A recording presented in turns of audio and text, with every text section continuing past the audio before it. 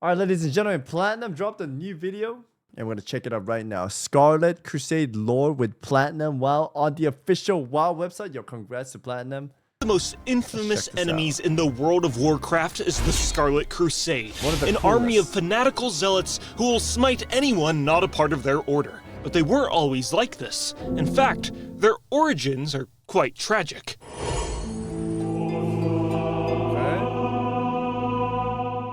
During the Second War on Azeroth, the elite order of paladins called the Knights of the Silver Hand were formed.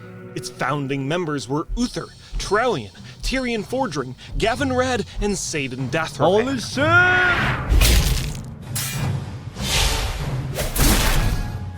During the war, the Knights of the Silver Hand battled the orcs and healed the wounded with their holy magic.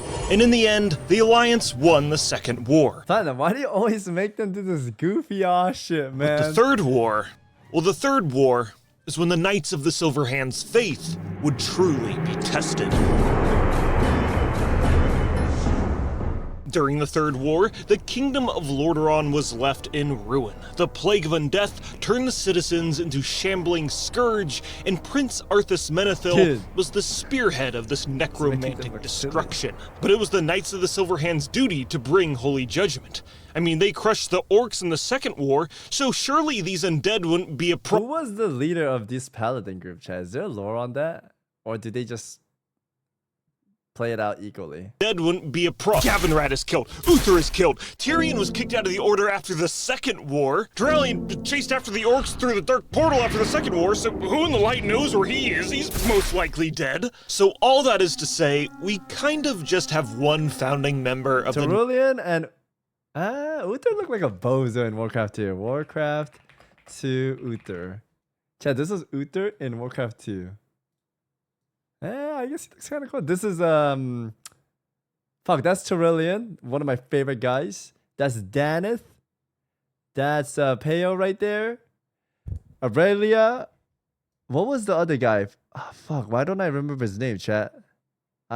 Lothar. Yeah, for Lothar. Anyways, going back. Knights of the Silver Hand left. Aurelia. Saidan Dathrohan.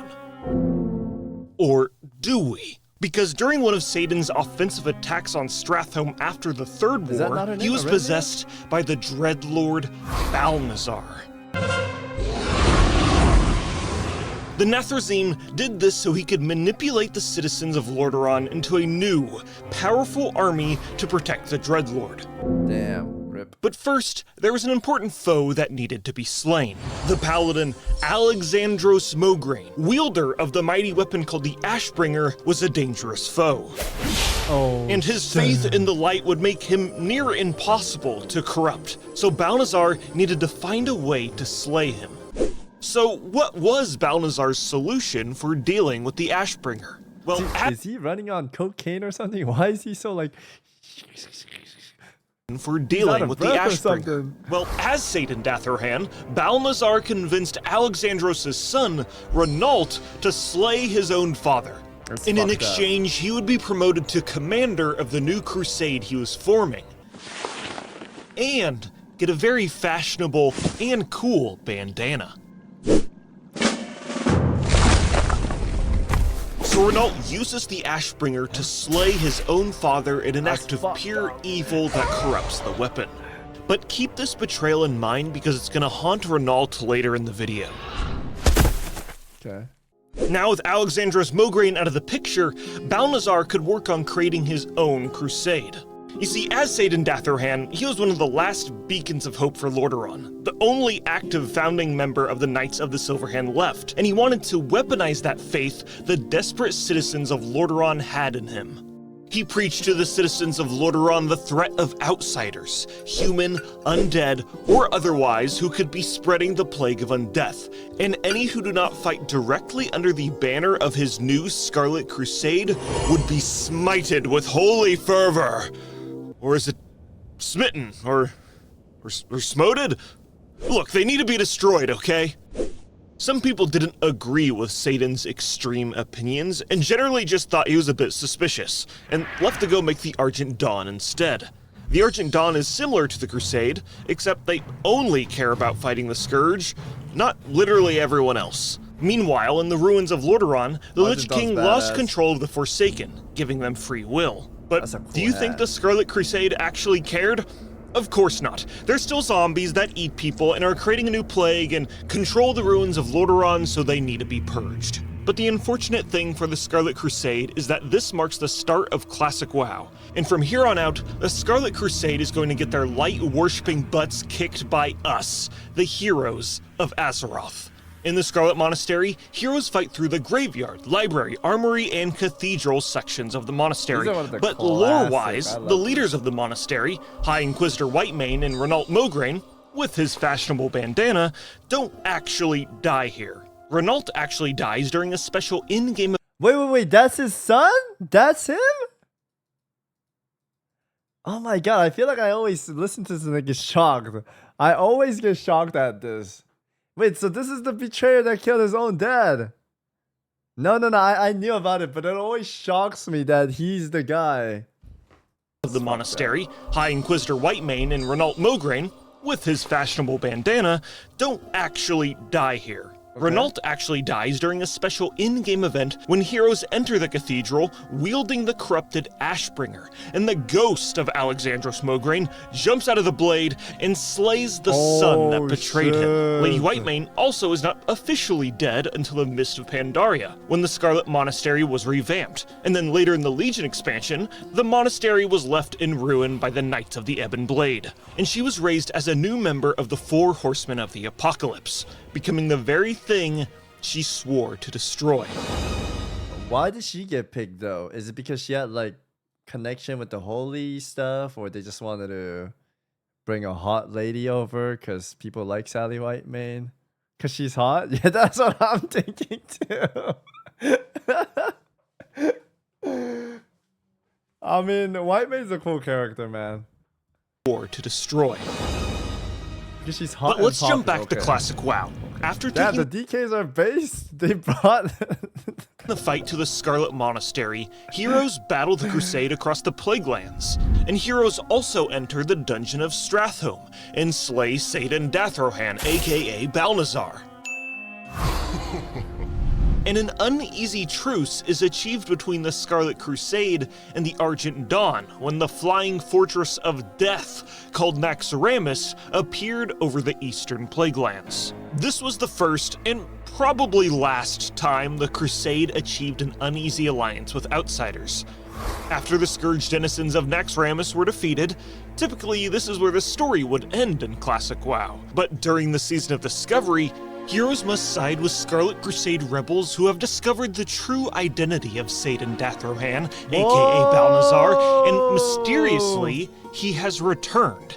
And heroes must raid the Scarlet Enclave and bring the fight to the Dreadlord Master, pulling the strings of the Crusade. I always like a story where justice wins, because for the Scarlet, after you kill Balnazar, it's kind of over for them, right? They've just been mind controlled. Their leader was mind controlled and he was making everyone do weird shit. And I hate that ending. But now they get a redemption here. And you'll have to play the Season of Discovery yourself to see what happens next. You see, the lore added in the Season of Discovery is meant I have a feeling this tavern might drop. to be, well, discovered. But we do know at the start of the Wrath of the Lich King expansion, the Scarlet Enclave is controlled by loyal Crusade members. But this doesn't last for long, as another flying fortress of death looms over the Scarlet Crusade homeland. This time, by the Lich King's loyal Death Knights who burn the city to the ground. Yeah, I never liked that, because Scarlet always gets fucked. I like the Scarlet, they're cool. But no worries, a splinter group of the Crusade, called the Scarlet Onslaught, travels to Northrend to dispense more holy justice against the Scourge and any who oppose them, except somehow, someway, another Dreadlord, Mal'Ganis, infiltrates their organization, and that combined with us, the heroes, beating them up, kind of ruins the Scarlet Onslaught's plans.